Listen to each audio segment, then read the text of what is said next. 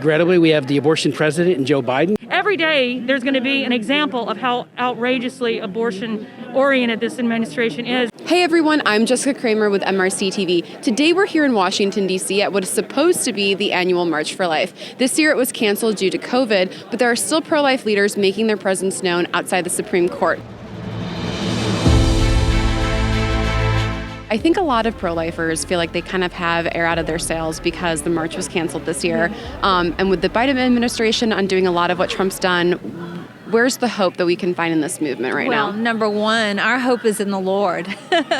Our hope is in the fact that God is in heaven sitting on his throne and he sees everything and he sees every single human life. First, to remember that, the heart of this battle isn't always political. Like that is, the policy angle is very important, but culture's upstream of policy, and changing hearts and minds is much harder than it is to change laws. I think it's really clear, it's very obvious. Don't let this small group of people communicate anything different than the reality. The reality is that we are at the strongest point of the pro-life movement since Roe versus Wade. And why is that? It's because we have a Supreme Court, we have a federal judiciary, and we have strength in the states that we have never had before. First of all, I think in 2 years increments, and we got the midterms that are right around the corner.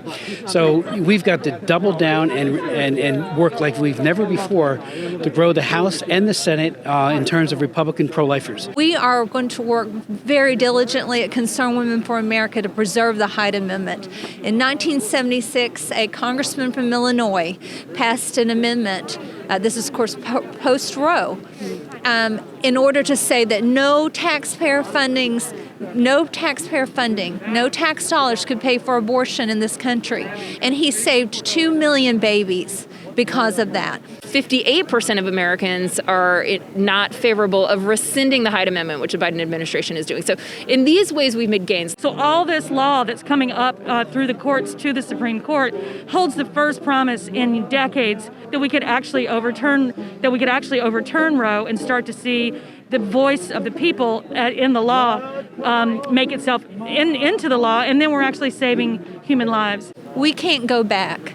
We can't allow our tax dollars to be used. We cannot allow our consciences to be harmed by being a part of abortions. Right now it's 50-50 in the Senate.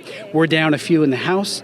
They won't, we've been here before when Obama got elected and when Clinton got elected. He had both House and Senate majorities in the Democrat Party, and they did some real damage to the unborn child.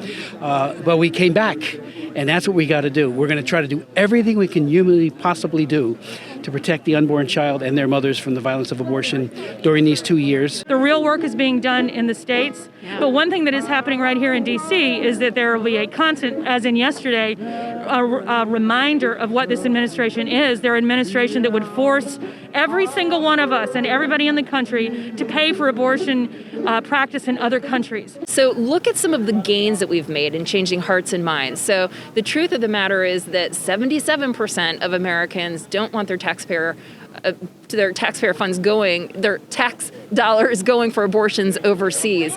And the Biden administration yesterday rescinded the Mexico City policy. We are very discouraged about the fact that Joe Biden has left apparently his Catholic faith in this matter, and has signed an executive order that allows for international abortion funding with U.S. tax dollars. That is a mistake. That's $100 million.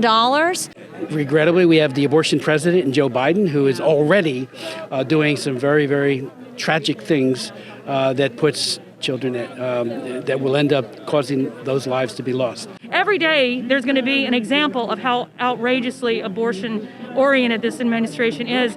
So we'll have a constant contrast with the candidates that are coming up. 7 out of 10 Americans for 12 years strong would limit abortion at most to the first 3 months of pregnancy. But in our country right now, abortion is allowed through all stages of pregnancy. So any abortion is one too many, but if we could limit it at least to the first 3 months, that we'd be moving in the right direction. Part of it is just being a very, very vocal witness for life, to love those who are against us. This is the most nonviolent movement I have ever seen in my life, and I've been in it for 48 years. It has to be said, not every single decision have we been happy with necessarily, or will we be, because law is a complicated thing. But I think we've already seen in Amy Coney Barrett and the new pro-life majority in the Supreme Court that they are certainly inclined to support the pro-life position. They just did a couple of weeks ago in an FDA-related decision, making sure that abortion kits can't be sent to houses all over the country through the mail. So these are different things. Like if we look at where our hearts and minds are and the strides that we've made a lot of strides, and we need to keep changing hearts and minds, and then hopefully the policy will follow.